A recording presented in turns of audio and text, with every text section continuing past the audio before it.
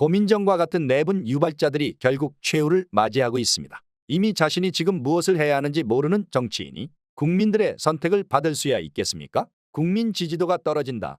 사실상 퇴출 운명을 맞이하고 있다는 겁니다. 고민정 더불어민주당 의원은 7일 망하는 길로 가고 있는 민주당의 모습은 이미 오래전에 시작됐다며 이재명 대표 체제를 비판했습니다. 지금 국민들이 무엇을 원하는지 전혀 모르고 있다는 겁니다. 이날 MBC 라디오 김종배의 시선집중에 출연한 고 의원은 최근 유시민 작가가 비명계 주자들을 향해 망하는 길로 가고 있는 것이라고 쓴소리를 한 것에 대해 진행자가 의견을 묻자 이같이 답했습니다. 고 의원은 민주당 안에서뿐만 아니라 대한민국 사회에서는 특히나 권력을 가진 대통령에 대해 수많은 비판을 할 수 있다. 그래서 풍자하기도 하는데 거기에 대해 대통령이 국민을 상대로 명예훼손을 말하진 않는다며 국회 안에서 거대 야당의 대표가 이 대표고 지난 몇 년 동안 국회에서 가장 큰 힘을 갖는 게 이 대표인 건 부인할 수 없다라고 밝혔습니다. 그러면서 그에 대해 때로는 풍자를 할 수 있고 때로는 비판할 수도 있어야 되는 게 민주주의 사회의 당연한 순서라고 생각한다며 그러나 그것에 대한 비판의 말을 하기만 하면 수박이라는 멸시와 조롱하는 현상들이 끊이지 않고 벌어졌다라고 질타했습니다.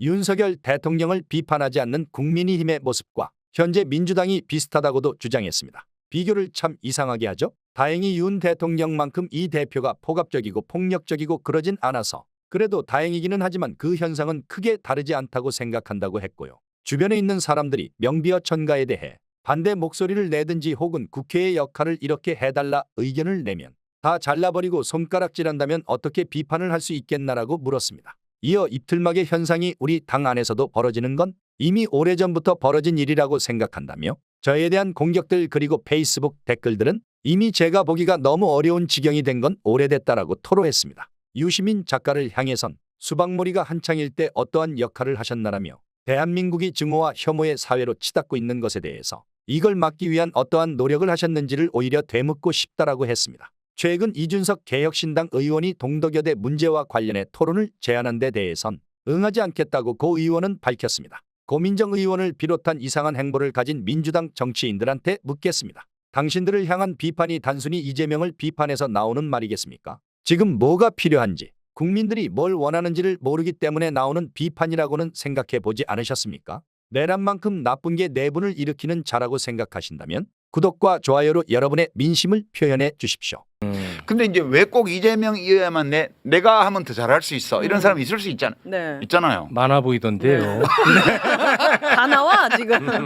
많아 우리 최강욱 보이던데요. 의원이 만약 그런 사람이라면 자격이 안 되는데요, 이분. 아니 만약 그런 사람이라면 우리 자격이 감정이입을 됐다면. 해서 네. 빙의해서 피선거권은 박탈인데요. 어떻게 할 것 같아요? 그러면 아, 내가 해보고 싶다. 이재명보다. 내가 진짜 한번 해보고 싶다. 잘할 자신도 있고. 그럼 어떻게 할 것이냐? 혹시 속으로 그 전까지 가능성이 0%라고 하지만 혹시 모르잖아. 뭐 이재명 대표가 항소심까지 유죄 나오고 나서 내가 안 하겠다 이럴 수도 있는 거고 하고 주관적으로 생각할 수 있어. 네네. 그러면 어떻게 처신할 것 같아요? 그러니까 그런 욕심이 크면 클수록 저 여기 있어요 여기 있어요 계속 소리 질러야 되지 않을까요? 안 되겠네 정신. 이거 안 되는 거야. 이 사람 안 돼. 이재명을 공격을 하겠지. 이재명이 안 된다고 계속 얘기하고 공격을 하면서 자기가 그 자리를 대처할 수 있다고 주장하지 않을까요? 그러면 이재명 대표는 지금 대선 후보 지지율 조사를 보면 민주당 지지층의 75% 그렇죠. 이상이 압도적 이재명을 지지를 지지하고 가지고 있어요. 맞아요. 그러면 그분들이 그래 네 말이 맞네. 네 지지해 주게. 에이, 아니죠. 나 같으면 이렇게 할 것 같아. 만약에 내가 네. 대선에 나가고 싶어. 싶어. 그리고 내가 잘할 것 같아. 잘할 수 있어. 네. 이재명도 좀 뭔가 지금 위험해. 위험해. 내 입장에서는 그냥 사법 리스크 있는 것 같아. 그럼 어떡해? 그러면 나는 딱 나가서 네. 딱 이렇게 얘기할 것 같아. 뭐라고? 이 내란 진압은 제가 전문가입니다. 저에게 여러분 한번 좀 맡겨주십시오. 아니야. 아니, 싫은데?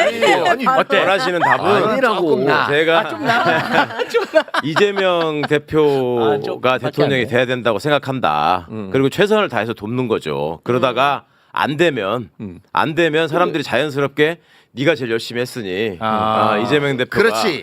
그렇게 한 게 나를 정상이지. 점지해주게. 나처럼 하라고 나처럼. 그러니까 정상은 그렇다는 거야. 나는 어떻게 했었는데? 정치를 안 할 사람이지만 지금 내가 가서 얘기하는 사법 리스크는 말하는 더러운 말이다 이렇게 얘기하잖아. 그렇지. 그것은 내란범의 언어다. 윤석열이가 군대를 동원해서 국회를 없애려고 한 거나 검찰을 동원해서 이재명을 없애려고 한 거나 그렇지. 기본적으로 성격이 똑같은 일이다 그게. 네. 맞아요. 이재명을 검찰권을 동원해서 죽이려고 하다가 실패하니까 못 죽이니까 그거를 더 키워가지고 아예 국회를 없애는 쪽으로 온 거 아니냐. 군사력으로. 그것이 동일한 행위라는 거예요. 그렇죠. 전 매우 그것이 동의합니다. 맞아요. 내란이 소를 훔치는 거면 이재명을 죽이려고 한 건 최소한 닭을 훔치려고 한 거라고. 네. 동일한 행위예요. 네. 네. 따라서 우리는 사법 리스크란 말을 쓰면 안 돼. 이재명을 기소한 모든 기소는 다 정치적 목적으로 한 반칙 행위야. 네. 이렇게 얘기를 하고 이재명 대표는 무슨 일이 있어도 출마해야 돼. 당연하죠. 이렇게 얘기를 하고 그렇죠. 계속 내란 세력과 싸우는 거야. 그렇지. 어. 그게 정상. 그래갖고 이재명 대표가 별일 없이 출마했다. 그러면 이재명이 대통령 되는 거야. 그거 나는 장관하면 돼. 장관 만약 네. 이재명 대표한테 뭔 일이 생겼어. 네. 그 이재명 대표가 못 나가게 됐어. 그러면 이재명을 지지했던 유권자들이 누구를 지지할까? 오. 이재명 사법 리스크 있어서 안 돼. 내가 할 거야. 라고 말한 사람하고 아니지. 제일 열심히 싸웠던 제일 사람 열심히 말이에요. 이재명과 함께 싸웠던 사람하고 그 중에 사람 누구한테 몰랐죠. 표줄 것 같아. 두 번째 사람. 그러네. 유시민. 그러니까 내가 지금 얘기하는 거는 아 그럼 지금 막 튀어나온 사람들은 너무 전략을 잘못 짜고 있는 이 거죠. 망하는 길로 가는 거야. 망하는 길로. 이게 잘못이라는 얘기를 내가 하는 게 아 아니야. 그러니까 전략이 잘못됐다. 뭐 윤리적으로 뭐 틀렸다든가 논리적으로 안 맞다든가 이런 게 아니고 그래. 이게 이 상황이 이제 특수한 상황이라. 상황이 변했다는 걸 지금 인지를 못하고 있는 그렇지. 이게 일상적이고 정상적인 정치적 경쟁 상황이 아니고 내란 세력의 준동을 철저히 끝까지 제압해야만 하는 그렇지. 비상시국이란 그러니까. 말이에요. 맞아. 이 조건에서는 우리가 평소에 쓰는 정치 문법으로 하면 다 망해요. 나는 그 지난번 총선 때를 생각해 봐요. 작년 총선 때를 생각하면 그때 윤석열의 무능과 횡포와 이 부패가 극에 달했잖아. 네. 그게 많은 시민들이 이대로는 안 된다고 생각할 때 아니에요. 네. 그렇죠. 그래서 소위 이재명 대표의 리더십의 반기를 들고 사법 리스크 운운하면서 체포동의안에 몰래 네. 가표 찍고 했던 사람은 어떻게 됐어요? 다 날라갔죠. 그거 똑같은 거예요. 이 지금 게임의 구조가 지금 우리가 하고 있는 이 게임의 구조가 지난 총선 때보다 더 극화된 상황이에요 지금. 그렇죠. 강도가 더 높아 지금. 그거는 맞습니다. 근데 이런 조건에서 훈장질 하듯이 야 이재명 네가 못 나가지고 지난번 댄스 때 진 거야 이런 소리 하고 그렇지. 네 혼자서 하면 잘 될 것 같아 이런 얘기하고 안 돼. 그래갖고 뭐가 되겠어 그 사람들이. 그러니까 잠깐에. 아니 왜 망하는 길로 가냐 이거야. 작가님 그러면 이거 진짜 인간적 호기심으로 여쭤보는 거예요. 나는 그냥 실명으로 갑니다. 네.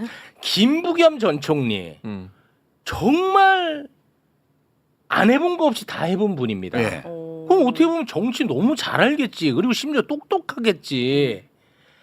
근데 왜 이분은 지금 죽는 길로 가느냐. 그러니까 예를 들면 이런 겁니다. 김부겸 전 총리가 오늘 어떤 얘기를 했냐면 이런 상황 속에서도 이재명 대표가 압도하지 못하는 것은 지지율이 이재명 대표 너에게 주는 경고다. 너 왜 이렇게 못하냐 이재명. 이재명 너 본인과 국민과의 간극을 좀 좁혀라 이런 얘기를 했습니다 오늘. 맞잖아요. 본인이나 간극을 좁혀야 되는 거 아니야? 나랑은 간극이 너무 큰데 그분은 지금. 그러니까 왜 그러니까 인간적 호기심 이제 질문 네. 들어갑니다. 그 똑똑한 사람이 왜 이렇게 되는 거냐? 안 똑똑해. 에이. 지금은 안 똑똑하시다니까. 그러니까 지금은 안 똑똑하죠. 네. 왜 이렇게 되냐고. 왜? 그 사람은 누구나 갈수록 덜 똑똑해지게 돼 있어요. 권력에 눈이 멀었나? 약간 또 하고 싶고 막 이래서. 노력 안 해서 그래요. 노력을 안 예, 해서. 그러니까 이게 이제 그 뇌과학자들이나 노인내과 전문가들이나 이런 의사들이 하는 얘기를 들으면 미친 듯이 뇌를 쓰래요. 미친 듯이. 그러니까 몸의 활력을 계속 유지하고 싶으면 미친 듯이 근력 운동을 하고 뇌를 똑똑한 상태로 유지하고 싶으면 미친 듯이 뇌를 쓰라고 그래요. 그거 말고는 방법이 없어. 막을 길이 없다. 노력. 이게 모든 의사들이 주는 어드바이스거든. 학자들이. 근데 너무 뇌를 안 써요. 그 환경의 영향은 없을까요? 자기가 알고 있는 주변 사람들, 좋은 말만 해주는 사람들. 있잖아요. 자신한테. 네, 그 사람들하고만 어울리면서 세상을 보는 거예요. 그런 것 같아요. 왠지. 그러니까 세상의 한쪽 구석에는 또 그런 세계가 존재하고 있긴 하죠. 근데 넓은 대중의 세계와는 동떨어진대요, 거기가. 그 되게 좁은 세상일 텐데. 페이스북에 글 하나 올리면 막 기사가 몇백 개가 나와. 그거 크다. 그거네. 이건 마약이거든. 그거네. 이게 그 지난 총선 때 아웃된 사람들도 한마디 할 때마다 언론이 네. 어마어마하게 해줬잖아. 와, 난 그리고 자기가 과대망상에 빠져가지고 네. 뭐 수석 출마하고 뭐 당을 바꿔서 출마하고 신당을 만들어서 출마하면 될 줄 알지. 맞아. 근데 이낙연 대표조차 15%를 못 넘겼고 그렇지. 그것도 광주에서. 네. 그리고 수도권에서 출마한 뭐 조응천, 홍영표 10% 넘긴 사람이 없어요. 맞아. 그러니까 이 사람들의 착각이 뭐냐 하면 그런 거는 대주주라야 할 수 있는 거예요. 당에. 당의 대주주는 어떤 사람이냐면 내가 빠지면 당의 베이스 하나가 무너질 정도로 국민의 신망이 있는 사람. 그 사람은 대주주입니다. 그리고 이제 보통의 정치인들은 다 소액주주야. 그러겠죠. 네. 아니 내가 뭐 삼성전자 주 10개 가지고 있는데 내가 팔았다고 해가지고 삼성전자 주가가 영향을 받나? 최소한 지분율 1%라도 갖고 있어야 시장에 탁 불면 가격에 영향을 받을 거 아니야. 근데 이 사람들이 삼성전자 주식 한 10개 가지고 있으면서 대주주인 내가 줄 움직이면 삼성전자 주가가 출렁할 거야. 알아. 왜냐하면 누군가가 시장에 열주 내놨다고 막 언론에서 막 보도를 하거든. 맞아. 근데 투자자들은 신경도 안 써. 그 자기만의 세계에서 살아가는 거예요. 이 언론의 마약에 중독돼가지고. 근데 지금 언론의 보도량은 민심과 상관이 없어요. 원래 정상적인 상황이면 언론의 보도량은 민심의 흐름을 반영하게 돼 있는데 지금은 거의 모든 언론이 민주당 또는 호원 세력을 분열시키는 데 목적을 두고 보도를 쏟아내기 그렇습니다. 때문에 이거에 혹해서 다니면 네. 지금 보도량으로 보면 또 보도의 어떤 내용이나 이런 걸 보면 임종석 실장 전 실장이나 뭐 김경수 전 지사나 뭐 김동연 현 지사나 이런 사람들은 저기 이재명급이지. 네. 지지율 한 30%씩 나오는 사람. 맞아요. 아니 진짜 그래 진짜. 언론만 보면. 네. 아니라니까. 그러니까. 정말- 그래서 아니 그러니까 요거 하나만. 그래서 이 분열의 분노는 좀 김을 뺄 필요가 있어. 왜냐? 이런 것만 다뤄도 예를 들어서 최강욱 저거는 저 누구 편이야 저거. 응? 막 이런 식으로 보면서 막 분노하고 막 최강욱한테 막 돌 던지고 그런다고. 무슨 그게 라인이야? 그러면 이 분열 공작에 빨려 들어가는 겁니다. 그게 오히려. 그건 맞잖아요. 굉장히 중요한 말씀. 중요한 말입니다 이거. 그러니까 이제 유 작가님 말씀처럼 그 주식 한 개나 10개 들고 있는 사람들이기 때문에 정치권을 계속 보고 있는 사람들이 볼 때는 별로 큰 변수가 아니고 그냥 저런 목소리도 있는 거야 정도의 그렇지. 의미만 있으면 되는 건데 네. 이제 우리 지지자나 또 열성적인 우리 유권자분들 입장에서는 아니 지금 때가 어렸던데 뭐 저런 것들이 다 있어 이제 이렇게 해가지고 네. 거기다가 막 이렇게 분노를 투사하시는 순간 그 언론이라는 어떤 도구를 통해서 그 사람들의 지분이 더 많은 것처럼 렌즈를 갖다 붙여주는 사람들은 네. 딱 웃고 있는 거지. 그렇지. 그래. 야, 이거 먹힌다. 계속 흥분해. 네, 이러고 있는 먹힌다. 건데. 그렇잖아요. 그러니까 그걸 우리가 주의해야 되고 네. 지금 작가님 말씀이 정말 피가 되고 살이 되는 게 제가 짧게 해봤지만 제가 그 짧은 국회 생활 동안 느낀 게 뭐냐면 이게 시간이 오래 갈수록 말이야. 아까 최욱 씨 그랬잖아요. 그렇게 똑똑하신 분이고 경험도 많고 많은 걸 해보신 분인데 네, 그러니까 네. 비유하자면 적절한지 모르겠는데 그런 거예요. 어느 운동선수든지 정말 스타 플레이어가 잘 나갈 때가 있잖아요. 네. 근데 그 사람이 계속 잘하는 게 아니잖아. 그렇죠. 지나고 나면은 체력도 떨어지고 네. 그 다음에 기술도 떨어지고 해가지고 이게 떨어진다고 실력이.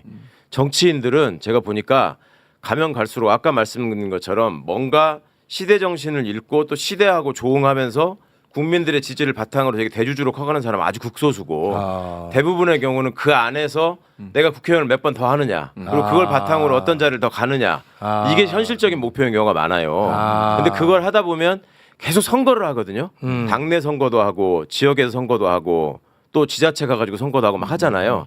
그럼 선거를 하는 과정에서 자기 지지자들의 폭이 넓어질 것 같잖아요. 정치를 네. 오래 하니까. 네. 그게 아니야. 선거할 때마다 적이 생기고 선거할 때마다 경쟁을 하니까 이만큼이 자꾸 떨어져 나가가지고 결국 오래 한 분들이 보면은 나중에 가까워진 거는 자기 기사 좋게 써주는 기자들 그다음에 자기 따라다니면서 그 옆에서 뭔가 이렇게 부스러기 주워먹는 가신들 이런 사람들만 남아가지고 그 사람들하고 쿵짝쿵짝하면서 재밌게 지내. 그러니까 이제 앉아서 말씀하시는 거 보면은 딱 해서 어. 야 요새 유심히 잘 나가대. 옛날에 내가 부총재 할 적에 저 대변인 내가 시켰는데 뭐 이런 소리만 하고 있는 거야 앉아가지고. 그렇구나. 딴 세상. 야. 그러니까 이게 야 이제 알겠네. 그러니까 이게 주식 지분이 안 늘어나고 갈수록 이거는 이제 이미 다 이게 휴지가 돼 있는데 나는 많이 들고 있다고 생각하고 있는 거죠. 그러니까 이제 그 다음에는 요거 값 쳐줄게 하면 박근혜 같은 사람한테 가가지고 비서실장하고 막 이렇게 되는 거야. 야 기가 막히다. 맞는 것 같아. 대중의 욕망을 감지하고 네. 그거에 부합하는 행동을 해야 그 사람이 네. 정치적으로 위력이 생기는 거거든. 그러니까 내가 하고 싶다는 나의 욕망을 그런 식으로 노출시켜 갖고는 아무것도 되는 게 없어요. 책폐지기만 하지. 네.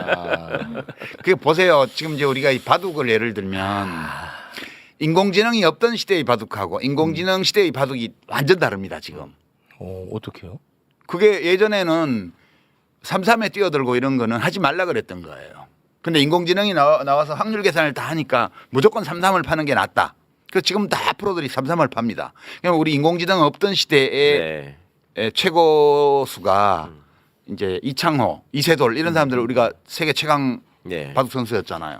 근데 이창호 씨는 지금도 바둑을 떠요. 나와서 뜨는데 별로 이기는 데는 관심이 없는 것처럼 보여. 그냥 바둑을 떠요. 젊은 사람들하고. 그래요. 네. 근데 승률은 어느 정도 돼요. 요 최근에 와서 인공지능도 공부 좀 한대. 근데 표는 안 내. 그러니까 인공지능 시대의 최강인 신진서에 대해서 그거를 인공지능 시대라서 걔가 잘해 이렇게 말하지 않아요. 그냥 신진서가 지금 최고예요. 제일 훌륭한 바둑 선수라고 얘기를 해요. 이세돌 선수를 딱 보고 인공지능 나오니까 나 그만둘래. 그러면 뒀잖아요.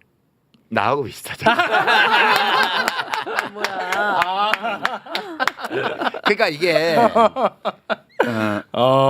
판이 바뀌면 판이 바뀌면 그 바뀐 판을 인정을 해야 돼요.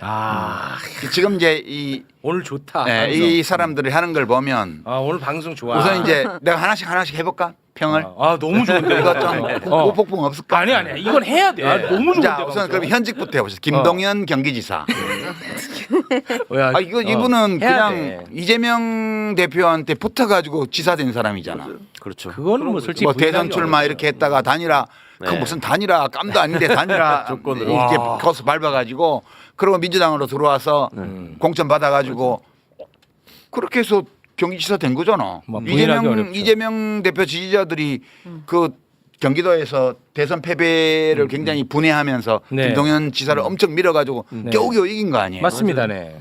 그 지금 저렇게 하고 있는 거는 뭐 사법 리스크 운운하고 이런 거는 배은망덕한 거예요. 배우는 그거는 인간적으로 안 되는 거예요. 그거는 예, 그거는 틀렸고 제가 볼 때는 그런 점에서. 야 오늘 세다. 경기도지사 해보니까 대통령 세다. 자리도 탐났나 보네요. 나야 좋지 뭐 오늘 네. 방송. 그리고요. 그리고 이제 김부겸 전 총리께서는 김부겸. 자기 자신의 역량을 넘어서는 자리를 이미 하셨잖아요.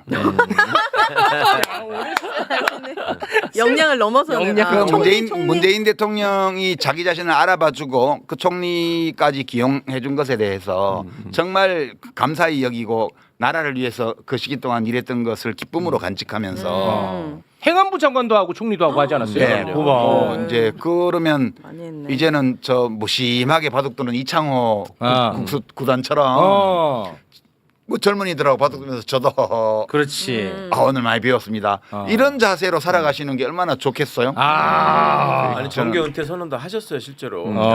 양평에 집도 짓고 그러셨다는데 이제 그렇게 하시고요. 네, 그렇게 하시면 김부겸. 딱 좋아요. 네. 뭐 그렇게 뭐 제3지대 뭐 누구를 모아서 그런 거는 이제 딴 사람한테 맡기고 이제 그렇게 하시고 책 많이 읽으시고, 많이 읽으시고. 예, 유튜브도 많이 보시고 네. 그렇게 사시기 바라고요. 그리고요. 네. 야, 오늘 진짜 세다. 누구죠? 이제 또 누가 김경수 김경수 전 지사는 야, 이거 예민한 이슈 이제 아닌가요? 굉장히 저는 이제 억울하게 징역을 살았다고 그렇죠. 생각해요. 네. 억울하게 징역을 살았다고 생각하고 그때 문재인 대통령 후보의 선거가 넉넉하게 600만 표를 이기냐 못 이기냐 이걸 다투고 있을 때 뭐하러 가서 그 드루킹하고 같이 뭘 조작을 하고 그러겠어요. 저는 김경수 씨는 정말 억울하게 감옥을 살았다고 생각해요. 네. 근데 지금 다시 정치를 재개하고 싶잖아요. 네. 대권 도전도 하고 싶잖아요. 전 좋다고 봐요.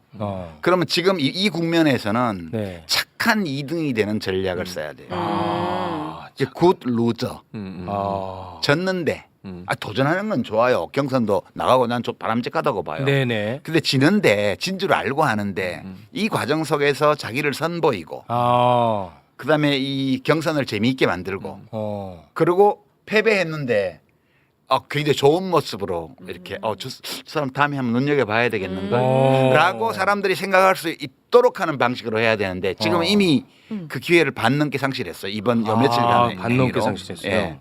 지금도 완전히 늦지는 않았다고 봐요. 아. 예. 자, 지도자 행세를 하지 말라. 아. 착한 2등 전략으로 가라. 본인은 억울하게 징역을 살았지만 그 사건으로 문정부와 민주당이 타격을 많이 받았잖아요. 남들은 괜찮아요. 당신 죄 없이 징역 살았어요. 이렇게 얘기를 하지만 본인은 죄송합니다. 저 때문에. 아. 이렇게 얘기하고 그렇게 갔으면 저는 정말 멋있게 복귀를 할 수 있다고 그렇네. 생각하는데 그거 너무 좀 안타깝고요. 네.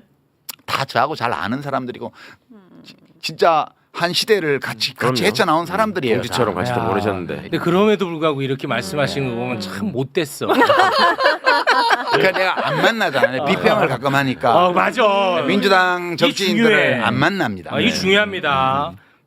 그리고 이제 임종석. 임종석 씨는 그 옆에서 왜 하나씩 건드려요?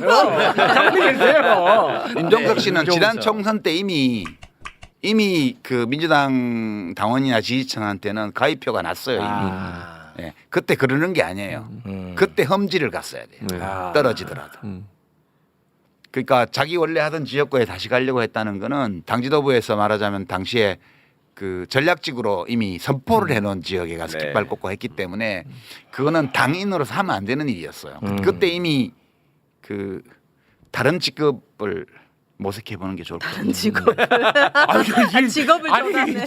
제일 독하게 하시네 이분한테. 정치가 잘 안 맞는 것 같아요. 이분. 아니, 제일 독하게 하시네 이분한테. 이미 안 맞아요. 안 맞아. 안 맞아. 적성이 안 맞아. 안 맞아.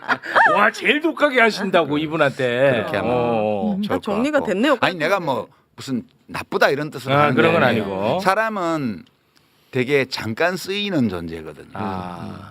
그러니까 그 역사 속에서 보면 아무리 뛰어나고 어떤 의지가 굳고 심성이 훌륭하고 이런 사람도 오랫동안 계속 쓰이기 어려워요.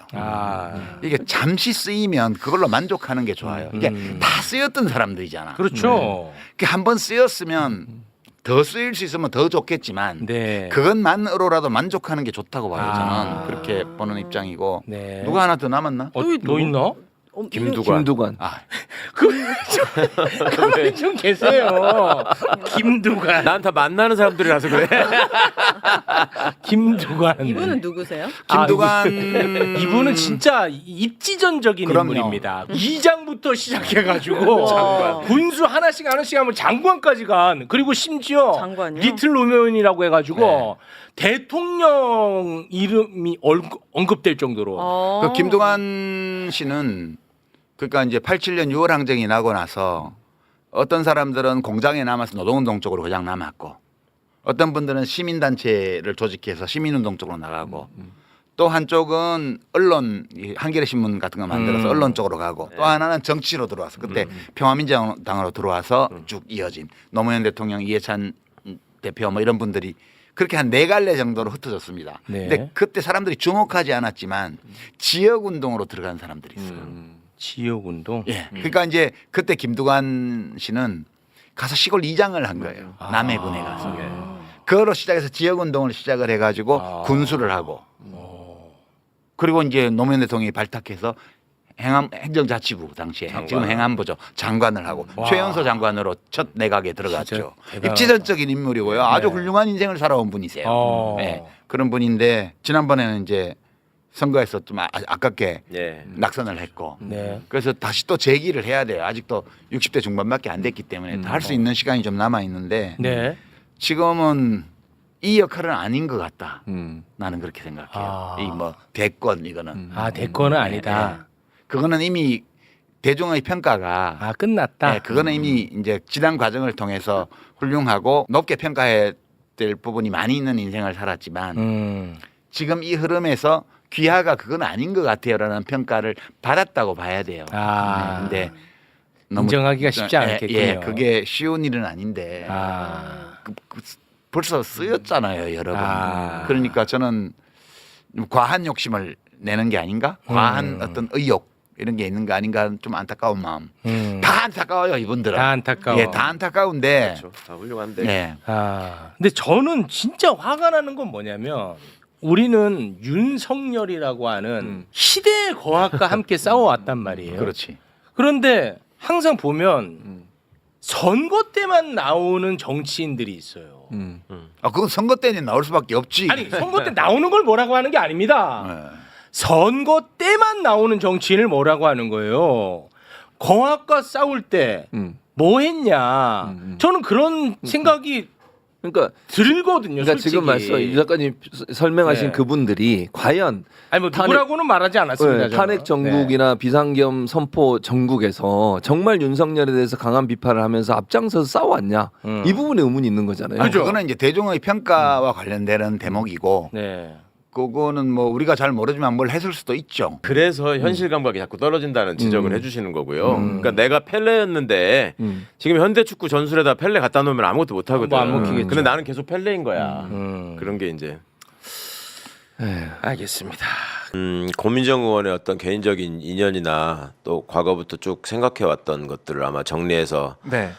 나름 굉장히 고민 끝에 발언을 했을 거예요. 근데 뭐 제가 고민정 의원을 뭐 어제 오늘 사이에 만나서 얘기를 들어본 건 아니니까 네. 뭐 고민정 의원의 소신이나 관점이 있는 것 같고, 근데 이제 민주당이 망하는 길로 이미 들어섰다라고 말하는 표현은 조금 심한 것 같고요. 민주당이 망하는 길이라고 하는 게 누구의 관점에서 어떻게 볼 때 망하는 건지, 그러니까 왜 그런 표현을 굳이 썼는지, 네. 그러니까 이제 표현은 좀 지나친 것 같은데, 또 고민정 의원이 왜 그렇게 생각하는지는 좀 알겠어요. 본인을 예를 들어서 그 수박으로 분류를 하고 네. 심지어 무슨 뭐 멸칭까지 만들어서 붙이면서 공격하는 그 열성 이재명 지지자라는 분들한테 입은 나름의 상처가 있단 말입니다. 고민정 네. 의원이.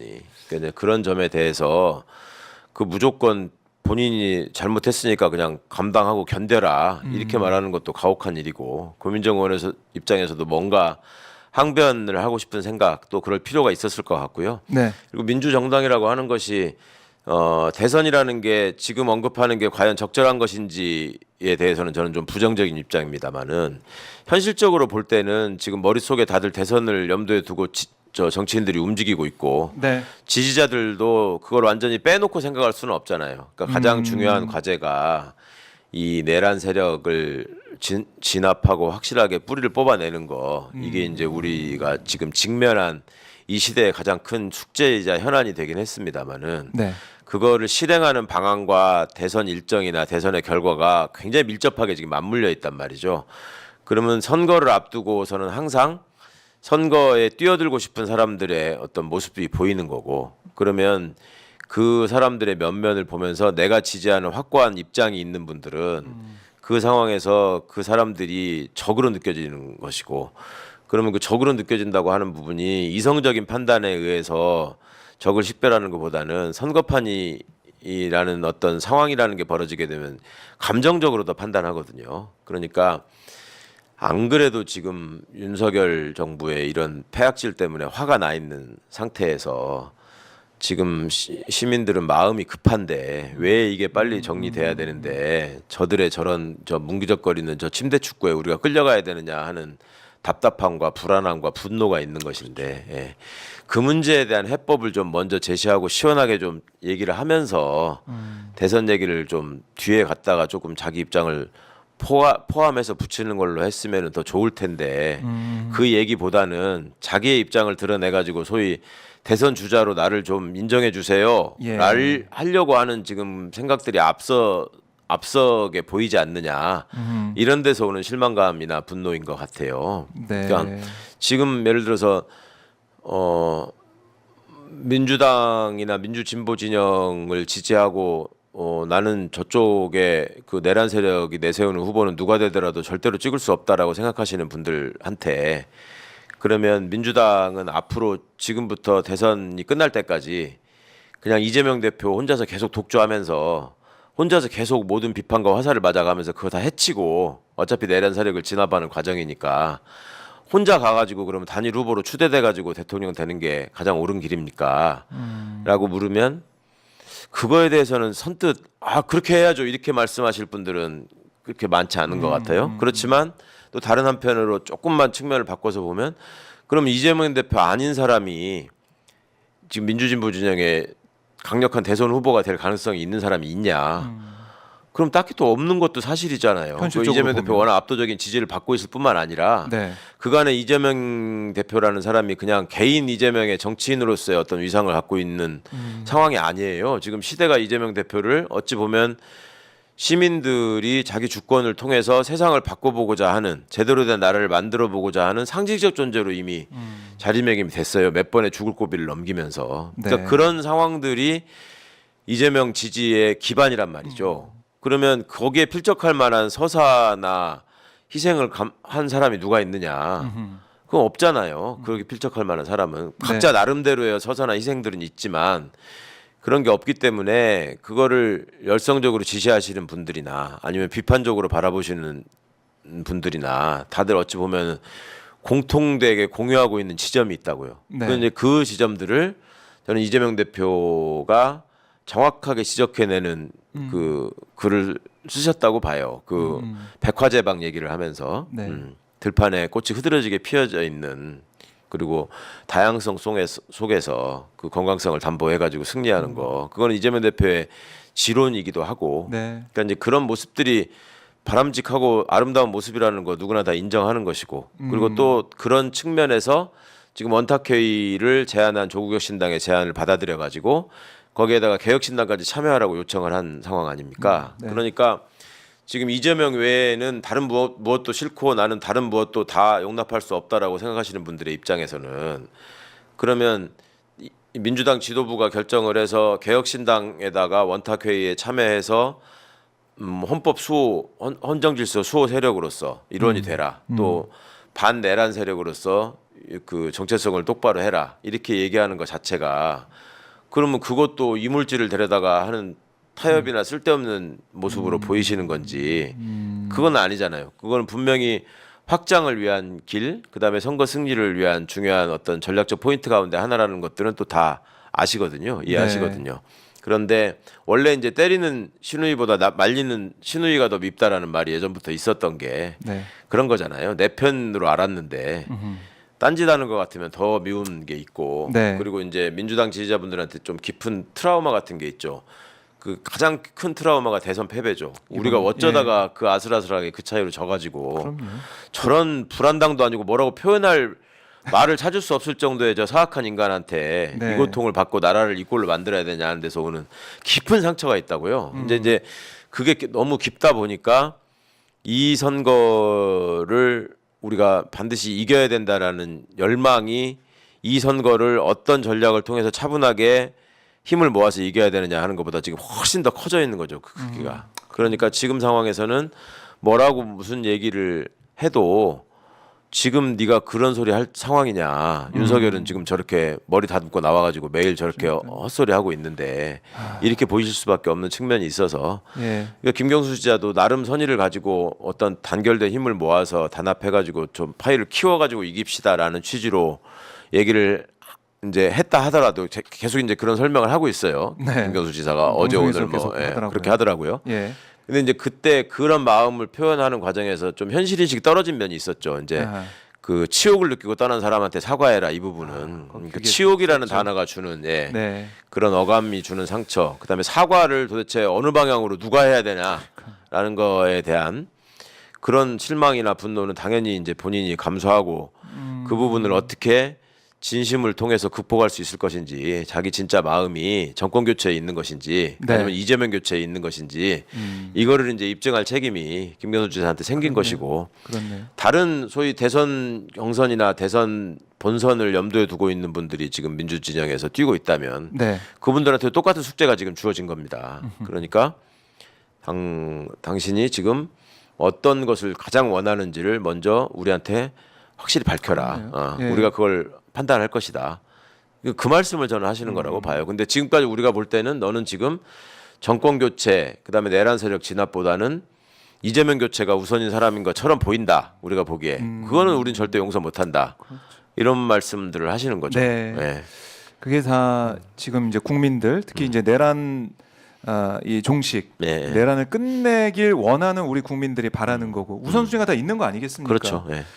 정말 2년 8개월 동안 이 우리 국민들께서 고통받고 싸울 때 과연 당신들은 어디에 있었느냐 이렇게 묻고 계신 거고요. 그렇죠. 그리고 지금 또 당신들은 어떤 역할을 하고 어떤 역할을 할 것이냐 또 묻고 있는 겁니다. 맞습니다. 거기에 대한 답이 보이지 않는데 어떻게 보면 뭐 이재명 대표를 겨냥한 그런 모습과 그런 언행만 눈에 들어오기 때문에 네. 더 이제 화가 나신 거예요. 맞아요. 이게 주타격 방향이 어디냐를 그러니까요. 명확하게 설정을 하고 민주당이 지금 싸우고 있는 모습에서 미흡한 모습이 보였다거나 앞으로 우리가 대선을 앞두고 뭐 시민분들에게 이런 점들을 확실하게 해결했을 때 더 네. 지지를 얻을 수 있다라는 점들을 먼저 내세워서 그거를 본인이 선도해가지고 치고 나가는 모습을 보이면 그래도 지금처럼 이렇게 비난을 받지는 않을 텐데 네. 그런 게 아니었던 거죠. 지금 시민분들이 보시기에는. 근데 이제 저는 이게 이제 좀 지나고 나면 어느 정도 우리가 차분하게 정리될 수 있을 것이라고 기대하는 것이 네. 결국은 이제 아까 제가 말씀드린 그냥 간단히 말해서 이재명 교체가 목표인지 정권 교체가 목표인지 사람들은 쉽게 식별이 되실 거고 그게 어느 정도 식별이 되고 나면 지금도 사실은 이 생각이 완전히 다른 게 아니에요. 공통적으로 생각하고 있다고요. 우리가 내란 세력을 확실히 진압해야 된다. 그다음에 그러기 위해서는 대선 승리가 중요하다, 기묘하다, 필수적이다. 그게 아니면 내란 세력 진압이 안 되는 거 아닙니까? 네. 내란 세력한테 다시 정권을 넘겨주는 일인데. 아하. 그러면 대선 승리를 위해서는 우리가 어떤 방안이라도 다 동원해서 최선의 방안을 찾아내고 다 힘을 합쳐서 압승해야 된다. 그래야지 내란 세력을 진압할 수 있는 거잖아요. 네. 저는 60% 이상 지지를 얻어서 이겨야 한다고 생각하거든요.